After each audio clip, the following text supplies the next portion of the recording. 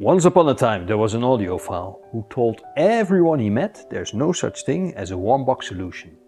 The good people from KEF agreed and came back with 2 boxes. Could that be the answer?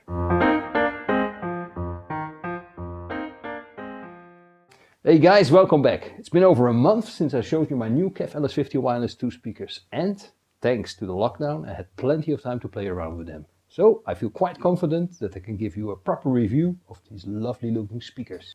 Just for the record, I bought these speakers myself with my own money and not KEF nor any other company sponsored this video. So what I'm about to tell you is my own honest, unbiased opinion. In my previous videos on these speakers I already did a detailed explanation on the specs, setup and features. If you've not seen those yet, make sure to check the links in the description. So today I'm not going to go over that again. Instead I want to focus on the sound quality and tell you everything that I like and don't like about the new KEF LS50 Wireless II speakers.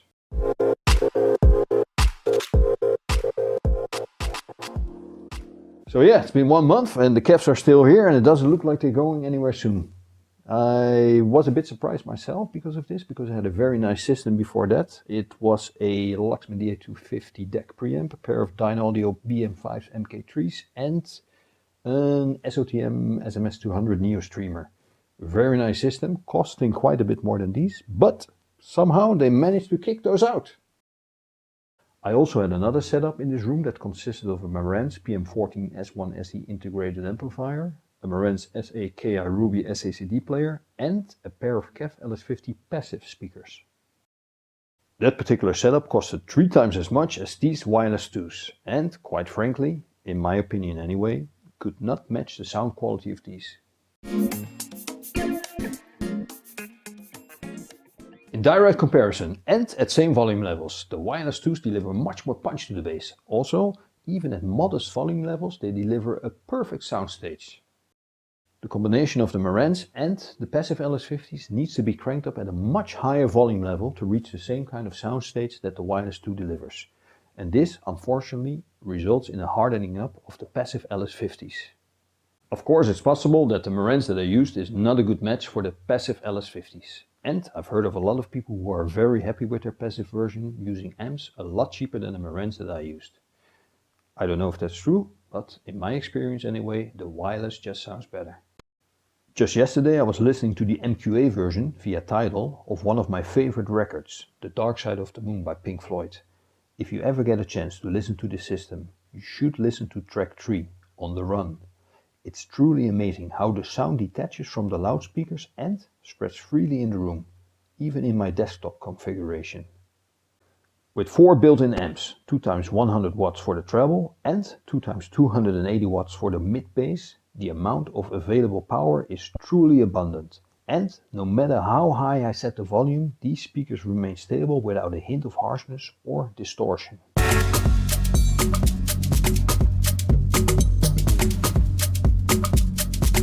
If you are a Tidal user, you will love the Tidal Connect function. Since I have this system here, this has become my favorite way of listening to music. It's just super convenient. Just open the Tidal app and within a few seconds find and play any album you're in the mood for. Besides that, you have the option to do that in full MQA instead of in some streaming friendly quality.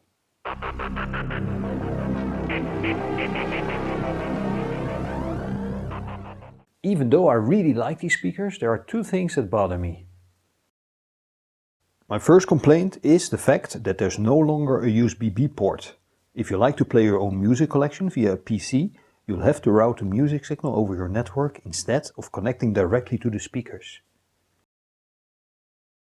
In KEF's defense though, they did replace the USB port with an ER-compatible HDMI port.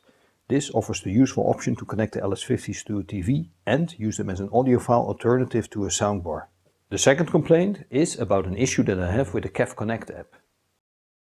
A couple of days ago I could not find my old LG G7 phone that I use as a dedicated remote for all my smart devices. The KEF Connect app is installed on that phone and works flawlessly.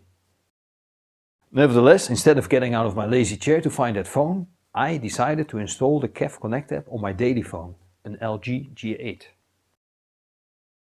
But whatever I tried, the KEF Connect app on the G8 phone could not connect to the LS50s.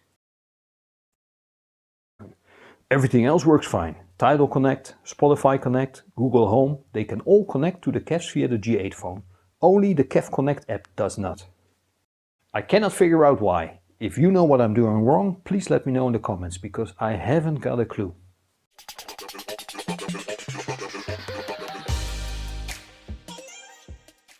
At first, the retail price of 2,500 may seem a bit steep, until you realize that it's actually a very good deal.